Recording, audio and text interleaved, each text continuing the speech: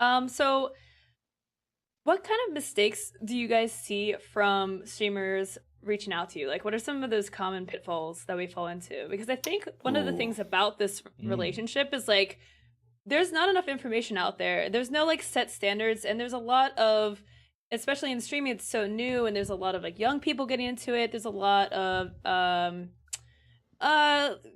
like ignorance like about like how to engage in these relationships, you know what I mean, like just Yeah. because of just not having done this before, not having a background in business and being new So to it. And because of how many new people are coming in all the time, I assume that you get a refresher of all those mistakes again and again and again. Daily. I feel like most people get it sort of right. It's when you're interacting with a stranger on the internet that you want something from, you probably are polite, and you probably are have a like lot. a yeah, I know politeness really goes a long way. Probably helps that you are a little professional. That Mhm. doesn't mean you can't use slang or memes. If anything, you should send us memes. That's great because our inboxes are boring most of the time. Mhm.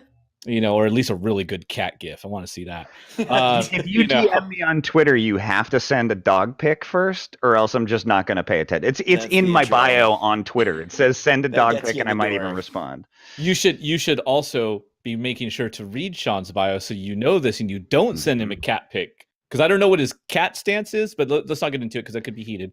I like cats. Okay, we're I good. accept cats. I'll accept any animal, quite frankly. Just send a picture of an animal, we'll be fine.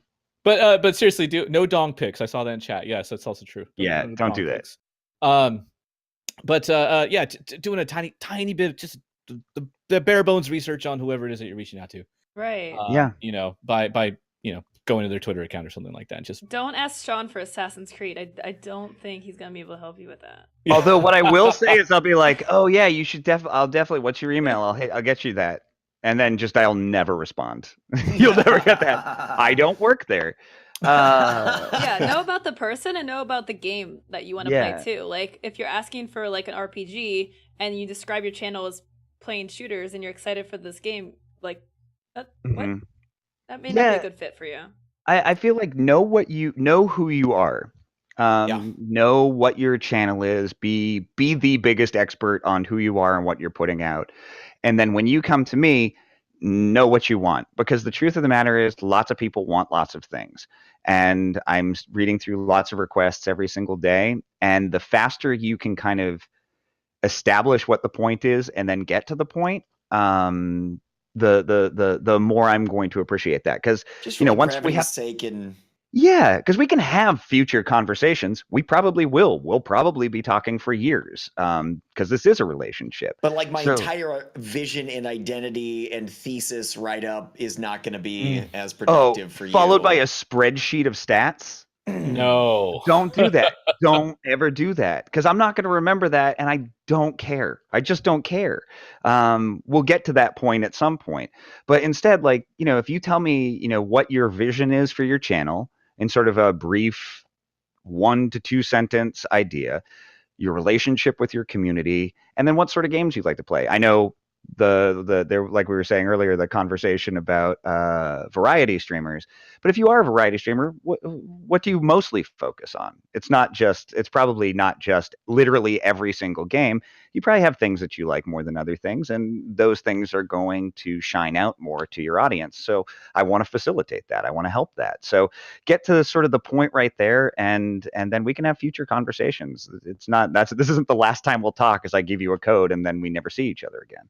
Yeah, I hope not. I feel used when people do that. No, seriously though. No, but like, please don't write the dissertation. This is not this is not a thesis defense. Yeah, just a couple sentences is fine. Just tell us, especially if you're smaller, just tell us what it is that you really like about whatever game it is that you're asking about or something, and usually that's fine. Yeah, I don't say you need much more than that. I'll tell you one thing that does irk me a little bit is when I do get someone who I don't know, and they immediately ask me for like a stream key and then like 10 giveaway keys. Like, right, I have no idea who this person is. Like, I wouldn't walk up to a stranger in real life, and ask, or I wouldn't even ask my friends, like in the games industry, like, hey, give me 10 keys. Like, I wouldn't do that. Like, so something like that. How about we get to know each other first? Like, let's not go all the way to third base. How about we start with like dinner and a drink, or something like that before we get that far? A smooch and 10 keys. That sounds reasonable. I just met you. I mean, I like bearded men, so we're good in here. the door. Yeah.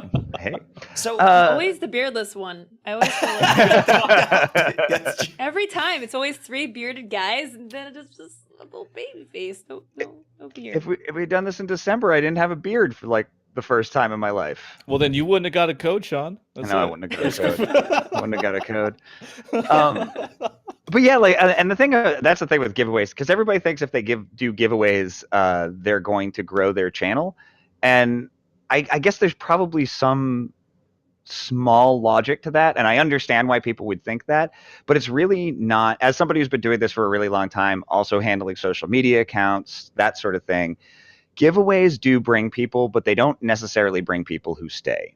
They're not keepers. They're not inherently keepers. Yes. Right. People are there for the free thing. They're not as much there for your content. Now, you hope that they come to maybe win something and that you are so good and so on top of it that they're like, well, I came for the free key, but I stayed because you're fantastic. That's me. That is definitely Hunter.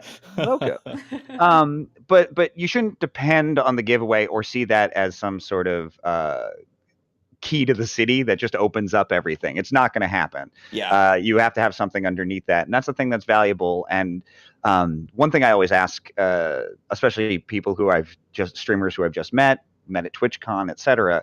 What I look for is, it's like, I'm going to give you my email. I'm going to give you my card. Send me a pitch. Send me a pitch for like an episode of your show that you want to do with our game that's going to be unlike anything you've ever done. That's going to feel like event streaming.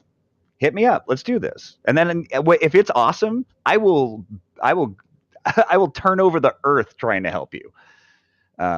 Absolutely. So yeah, those sorts of things. Send that sort of thing. Once we know each other, do that. Be creative.